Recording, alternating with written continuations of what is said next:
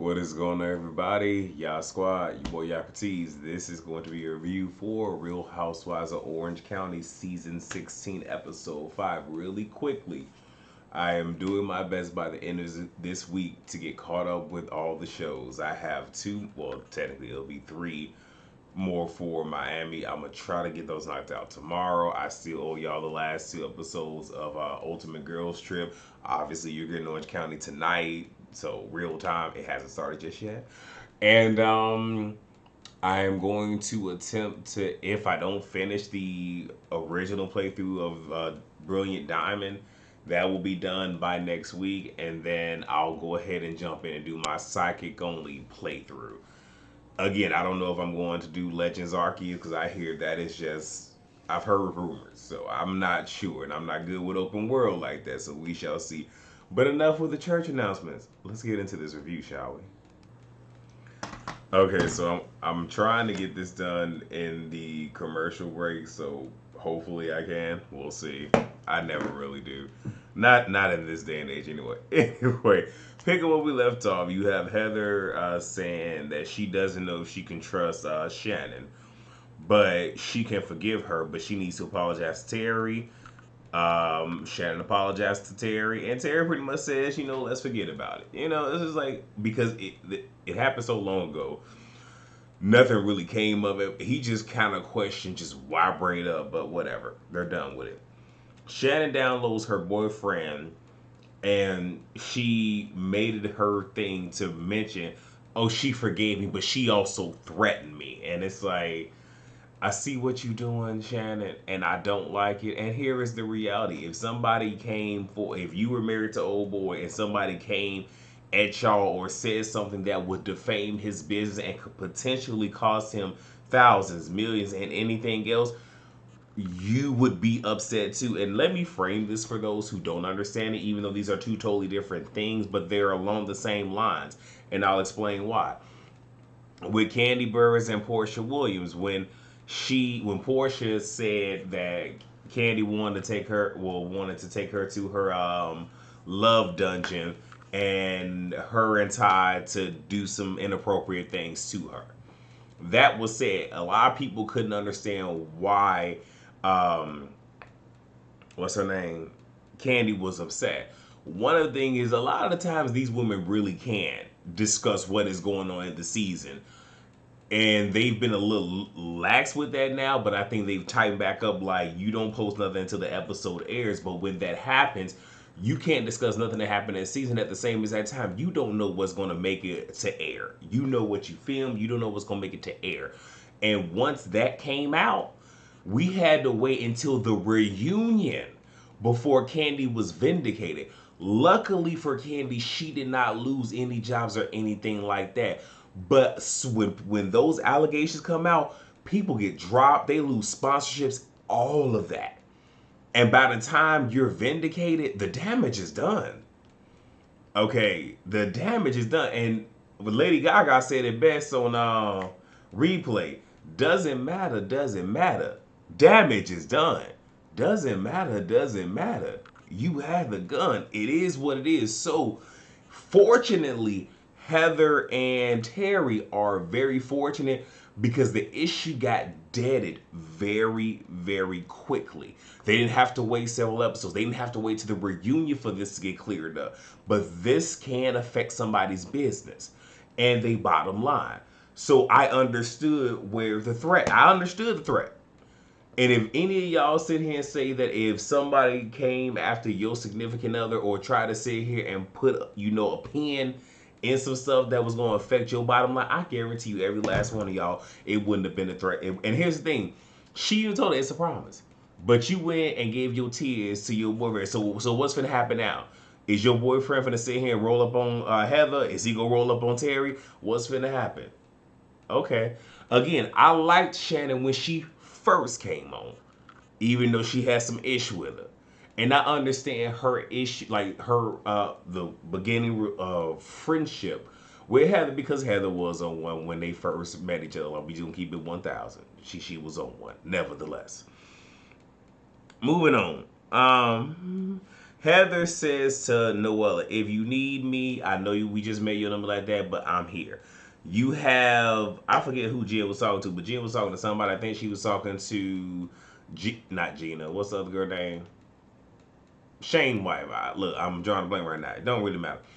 And discussing Noella, they call Noella over, and Noella's whole thing is, look, I met you a year ago. When I met you, you know, it was something that, like, you came off as superficial, and then you wanted to sit here and take this picture with me that came off as being a little bit thirsty, and then you posted, and I guess it's recently, uh a selfie of yourself which wasn't flattering, which I'm just like, you ain't have to dig at her like that. And then you tagged me in it. Why are you tagging me in a selfie of yourself?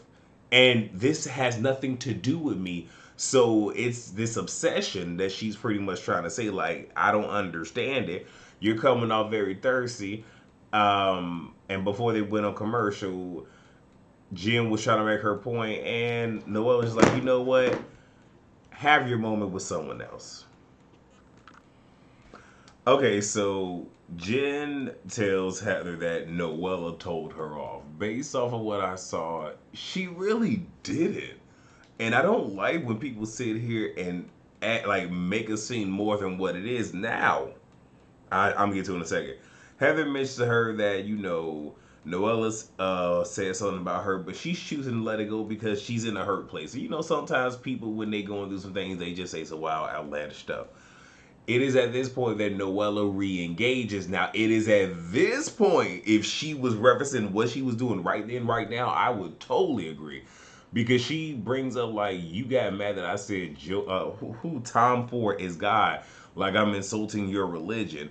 I wish we really could have dove into that, you know, because again, like when people get upset about stuff like that, it's just like, cause I'll be honest, I can't be friends with someone like that. Like, we can have conflicting religions. Damn it, you can sit here and believe that this rock is your God. I ain't finna get mad at you. Just you leave your beliefs over there. I'm gonna leave my beliefs over here. We gonna keep on going down this road together. We ain't gotta engage in that. But again, like I said, I don't know how I feel about Jen. Jen ain't really giving me anything. What else we done got here? Shannon is and her boyfriend are the last to eat. They don't know what whatever is, which I'm just sitting there like, just put the on your plate and just eat it. And if not, just it's just like you're doing too much because now that is going to look very, very insensitive. But what I didn't like is we are still, first and foremost, this is just in general, you should never do this. But we're also still in a pandemic. Like she picked up something, I'm gonna just use my mouse and said, "Oh, it looks like an onion. You should have it." He said, and her boyfriend said, "No, she put it back down." That is some nasty ish right there.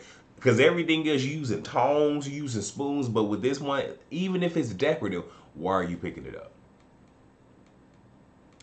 Okay, see, like I told you, I don't know if I can do it with Shannon.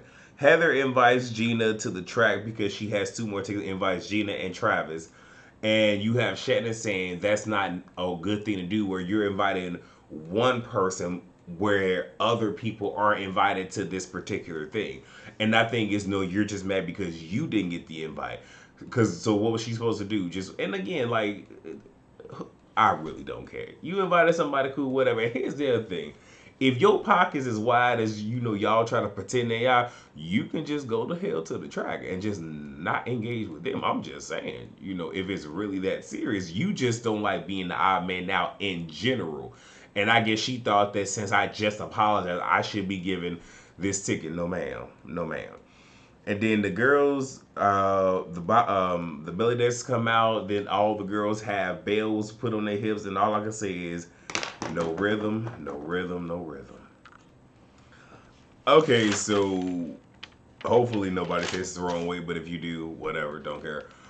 We get two throwaway scenes. The first one's with Shannon and her father Gene, along with her children and her eldest daughter, Sophie's boyfriend named Reese. The twins are going to college in 2 years. Gene wants to spend more time with his daughter, and they have this moment where he's talking about his life, and these young kids don't know nothing about the Rat Pack, Frank Sinatra, and none of that good stuff. Cool. We get Heather and Terry. Not Terry. Heather lets us know, she clicked with Gina. She don't know what it is. It could be the New York thing. It could be that one's Italian, one is a Jew.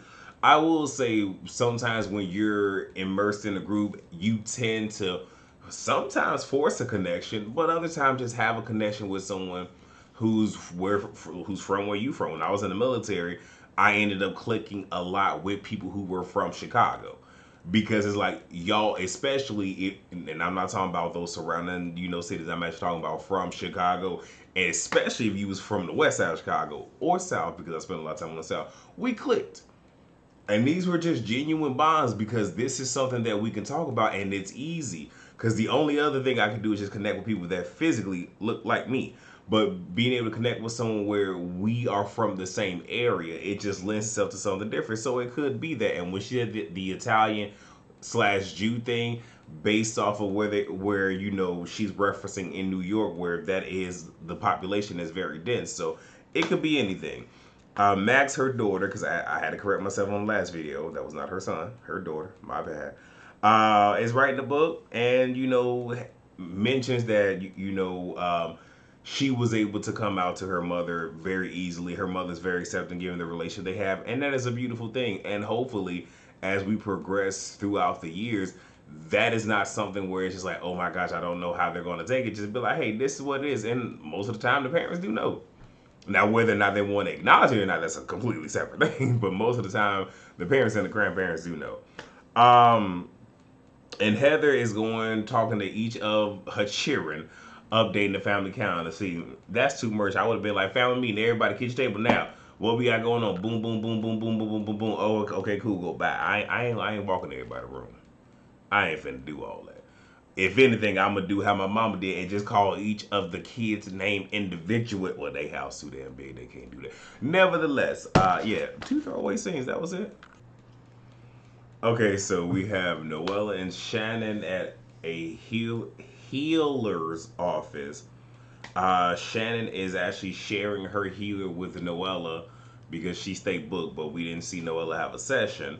Noella is of Shannon's, fourth point of contact, and because of what Shannon was sharing in reference to what her and Heather talked about, y'all already heard me go down the rabbit hole of how I feel about that situation. And you have Noella questioning, well, who is Heather? Okay. Shannon is concerned that she can't help her kids out and more or less financially with college and everything else. But first and foremost, you the fool. Let's keep it a buck. You the fool because you got two settlements. You have the lump sum. I think it was probably like two installments, and then there is a bit of alimony that you are getting. But your attorney, lawyer, whatever, didn't make an agreement to where your ex-husband would put your children through college, and I get it. First, that's first thing, and I also get that you don't want your kids to start out in debt. Get that too, but guess what? If they want to go to college, hey, they can take out a loan. They can. If not, they can get a trade and save up money with that trade and then put themselves through school. But chances are your kids might do what just a lot of kids in the OC and on television do and try to sit here and try to find their fast way to money. Whatever. We got Jen, Nicole, Emily, and Gina at Jen's house. Nicole brings in a suitcase full of cheese, does a charcuterie board. Emily wants to know just like what's going on with Noella because again, there was a lot happening. Her party, she was trying to stay in entertainment mode, which is understandable. Jan is thrown off by Noella's marriage. She was like, because one minute they are, then they aren't. Are they married? Are they really married? And she has these doubts. And a lot of it seems like you just feeling the way, and this is your way of getting it out, which is cool. And if that's the case, hell, just stand in it. Just be like, you know what? She did me dirty. I don't like her, so I'm gonna just talk my mess, and just let that be that. Emily wants Noella to get help, and if the friends can do it, fine. But there need not be any lashing out because you can't do that. And it just is what it is. But again, they don't know about the whole marriage thing and dealing with her, and hell, we shall surely see. But again, I do feel that just her storyline feels a little bit weird because, like, granted, we're going to repeat these storylines when we get new girls. Got it. but it all just seems a little bit iffy at how fast this turnaround happened. Like, here you were, and then all of a sudden, boom, crash and burn. But we knew something when we didn't see her husband. But whatever. Okay, so we get Shannon again. A scene that can be wrapped up like this. She's going to Nashville. She's going to see her mom. She wants to spend time with her mom because her mom is, up there in age and, wants to spend all the time. Cool, got it. We at the track. We got Heather, Terry, Gina, Travis, and then the friend that invited them. Forgot his name. Don't think they mentioned the wife. Gina tells Heather that Noelle told her to be weary of her, not to be trusting of her. Heather is concerned because, okay, dang, I just invited her to Max's book launch, so I don't know if I'm going to. You are because it's on the show and it's part of the scene. Terry betted a certain number on this one horse, and Heather's like, what happens if we win? Because this is the gold tail. He's like, you get a jet now. It was number 6. Number 6 was all the way in the back. But I guess number 6 was like, no, I'm a slow to start. But they won. Now, is she going to get that jet? We don't know. But do we really care? Not really. All right, so to wrap this up, we have Noella and Gina. And they're at Noella's house. And Emily is coming to check on her. So Noella wants to whisper because she says when she gets stressed out, she loses her voice. Fine, cool, whatever. So we find out that she was served again. Now, initially when I heard this, I was about to sit here and be like, hold on. So you lying. But now here's the thing. I ain't never been served. I ain't been married, so I don't know how it goes. But I guess because the papers were given to her mother and not her, technically, it didn't really go through or whatever. So she had to be served again. So what her husband did, which is petty, I'm gonna keep this in the back of my head because I'm petty. But he sent her flowers. And in the process of, her getting the flowers, obviously it's the whole confirmation of, are you Noella? Oh, you are? Oh, great. Here are your divorce papers. I'm like, ooh, that is petty, but I'm here for it. Not here for what she's going through, but just the pettiness of that moment. Um, Emily offers up a lawyer if the one she has ain't doing what needs to be done. Um, she's so Emily wants to know, like, okay, so y'all been married for a year, right? But she didn't ask you, like, we've been together for 6 years, but pretty much he was separated, going through a long divorce, this, that, and the third. But she got married in the summer of 2020.